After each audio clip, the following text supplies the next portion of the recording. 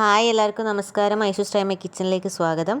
വിഷു ആണ് വരുന്നത്. അപ്പോൾ അതിന് വേണ്ടിയിട്ട് എല്ലാവർക്കും ഉണ്ടാക്കാൻ പറ്റുന്ന മാമ്പഴ പ്രഥമൻ്റെ റെസിപ്പി ആയിട്ടാണ് ഞാൻ വന്നത്. 1 കിലോ നല്ല പഴുത്ത മാങ്ങ എടുത്തിട്ടുണ്ട്. അത് ചെറിയ കഷ്ണങ്ങളാക്കിയിട്ട് ഇങ്ങനെ അരിഞ്ഞു വെക്കുക. അപ്പം ഒരു 4 മാങ്ങ ഉണ്ടാവും 1 കിലോ പറയുമ്പോൾ. ഓക്കെ, ഇനി ഞാൻ 12 ആണി ശർക്കര ഒരു അര ഗ്ലാസ് വെള്ളം ഒഴിച്ചിട്ട് ഇതേമാതിരി ഒന്ന് കനിച്ചെടുക്കുന്നുണ്ട്.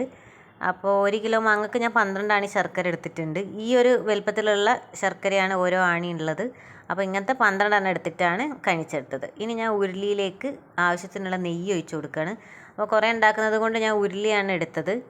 അപ്പം 3 സ്പൂൺ നെയ്യ് ഒഴിച്ചിട്ട് ഇതിലേക്ക് നമുക്ക് അണ്ടിപ്പരിപ്പ് മുന്തിരി ഒന്ന് വറുത്ത് കോരി എടുക്കാം. അപ്പോൾ അത് നമ്മൾ ആദ്യം ചെയ്ത് കോരി മാറ്റുന്നതാണ് നല്ലത്. ഇപ്പം ഞാൻ മുന്തിരി ഒന്ന് വറുത്ത് കോരി അതേമാതിരി അണ്ടിപ്പരിപ്പ് ഇട്ടിട്ടുണ്ട്. ഒന്ന് ലൈറ്റ് ഒന്ന് ബ്രൗൺ ആയി വരുമ്പോൾ നമുക്ക് ഇതും കൂടി ഒന്ന് വറുത്ത് കോരാം. ഇനി നമുക്ക് ഇതിലേക്ക് നമ്മൾ നേരത്തെ അരിഞ്ഞ് വെച്ച മാങ്ങ ചേർത്ത് കൊടുക്കുക.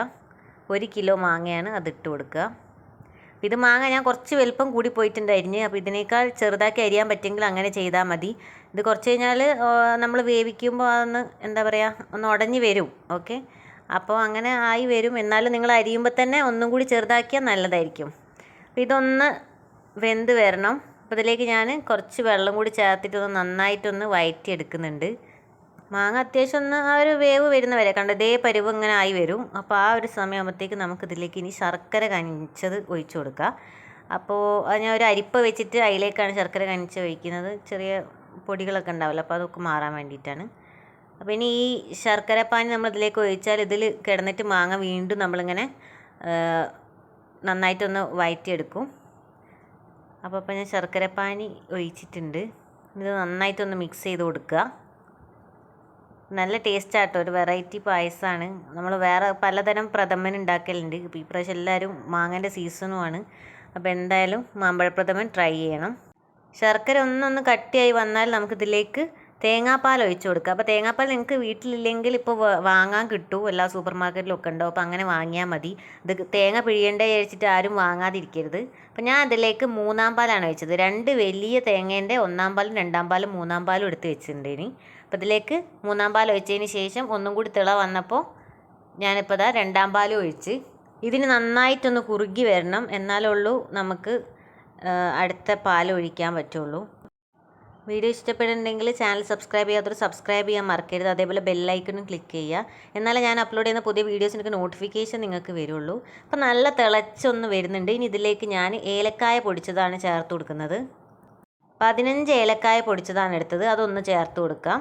ഞാൻ പറഞ്ഞ മാതിരി ഇതൊന്നും ഇങ്ങനെ കട്ടിയായിട്ട് വരണം, എന്നാലേ നമുക്ക് അടുത്ത പാൽ ഒഴിക്കാൻ പറ്റൂ. അപ്പോൾ അതുവരെ വെയിറ്റ് ചെയ്യുക.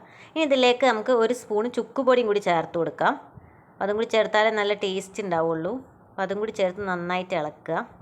എൻ്റെ ചാനൽ ഐഷൂസ് ടൈം കിച്ചൺ ആണ്. അതിൽ കയറിയൊക്കെ നിങ്ങൾക്ക് ഒരുപാട് പായസത്തിൻ്റെ റെസിപ്പീസ് കാണാം. ഞാൻ ബട്ടർ ഫ്രൂട്ടിൻ്റെ ഒക്കെ പായസം ഉണ്ടാക്കിയിട്ടുണ്ട്, അതേപോലെ പൈനാപ്പിൾ വെച്ചിട്ടൊക്കെ. അപ്പോൾ അതെന്തായാലും എല്ലാവരും കയറി നോക്കിയിട്ട് ട്രൈ ചെയ്യണം. ഇപ്പോൾ ഉപ്പ് ഞാൻ ആഡ് ചെയ്തിട്ടുണ്ട്, ലേശം ആ മധുരം ഒന്ന് ബാലൻസ് ചെയ്യാൻ വേണ്ടിയിട്ട്. അതേമാതിരി 1-ാം പാൽ എടുത്ത് വെച്ച് നമുക്കിനി ചേർത്ത് കൊടുക്കാം.